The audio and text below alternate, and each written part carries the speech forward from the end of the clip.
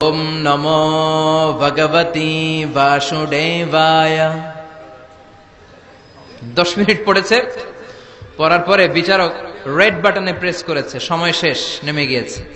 এরপরে ডাকা হয়েছে ত্রিপিটক, বিনয় পিটক, শাম পিটক, অভিধর্ম পিটক মিলে 3টা পিটক। এটা বৌদ্ধ ভাইদের কিতাব। এরা বলে ওম শান্তি, ওম শান্তি। আসলে মিয়ানমারে ওরা যা করছে ওদের বলা দরকার ওম অশান্তি, ওম অশান্তি। ওরা বুদ্ধাং শরণং গচ্ছামি, ধাম্মাং শরণং গচ্ছামি পড়তে পড়তে 10 মিনিট শেষ, চলে গেল।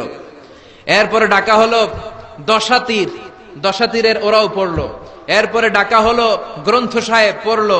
জিন্দাবেস্তা পড়লো 10 মিনিট। এরপরে ডাকা হলো ভ্যাটিকান সিটির পোপকে।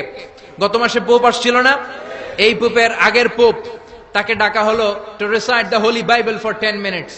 10 মিনিটের জন্য বাইবেল পড়তে আসেন। উনি এসে ওনাদের বাইবেল পড়ে গেল 10 মিনিটের জন্য। ওনার বাড়ি হচ্ছে ভ্যাটিকান সিটিতে, ইটালির রোমের মাঝখানে স্বায়ত্তশাসিত একটা আলাদা দেশ আছে। ওইখানে শুধু পোপরা থাকে, যারা বিয়ে টিয়ে না করে, খ্রিস্টানদের ফাদার, প্রোটেস্টান্ট, অর্থোডক্স আর রোমান ক্যাথলিক, ওরা সেইখানে রাজ্য স্থাপন করেছে। গোটা বিশ্বের খ্রিস্ট ধর্মকে তারা চালায়। তারা 10 মিনিট সব ধর্ম গ্রন্থের আবৃত্তি এবং তেলাওয়াতের পরে সর্বশেষে মুসলমানদের ধর্মগ্রন্থ কোরআন আবৃত্তি করার জন্য ডাকা হয়েছে। এসেছে মিশরের কারি Abdul Basit ibn Abdus Samad. যারা ওনার তেলাওয়াত শুনেছেন দেখবেন উনি তেলাওয়াত করে আবার সময় নেয়, আধা মিনিট শ্বাস নেয়, আবার লম্বা দম নিয়ে তাল লয় নিয়ে টান দেয়, আবার পিছন থেকে টান দেয়। তাকে ডাকা হলো now the representative of Muslim community Abdul Basit ibn Abdus Samad will now recite the holy book Quran for 10 minutes. মিশর থেকে আসা মুসলিম জাতির প্রতিনিধি তাদের ধর্মগ্রন্থ কোরআন নিয়ে এবার 10 মিনিট তেলাওয়াত করবে। কয় মিনিট? 10 মিনিট। উনি দাড়ি রাখেন না, ক্লিন শেভ, পাতলা একটা চাদর আর জুব্বা পরে চলে এসেছে মাইকের সামনে।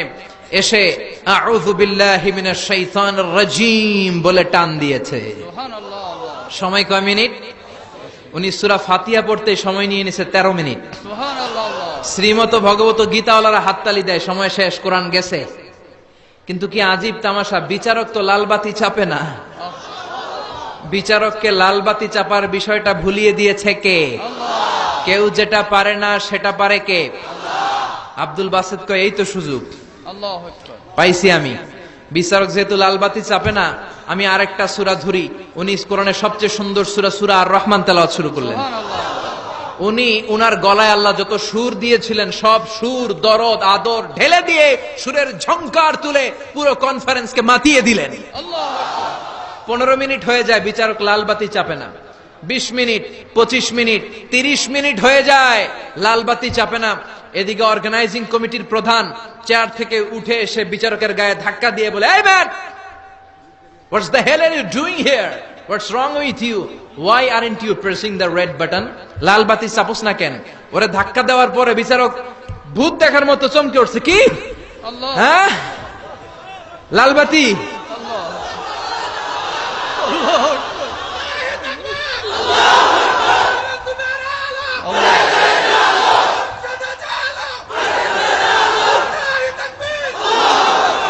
অর্গানাইজিং কমিটির চেয়ারম্যান যখন ধাক্কা দিছে, why aren't you pressing the red button? তুমি লাল বাতি চাপো না কেন? ভিমডি খেয়ে ওর সালাদ দিয়ে কি? হ্যাঁ, লাল বাতি, নীল বাতি, কোন বাতি? কোন বাতি? হুশ নাই। ওর হুশ নিয়ে গেছে কে? আবার যখন আব্দুল বাসিতের তেলাওয়াতের দিকে তাকায় আবার বেহুশ।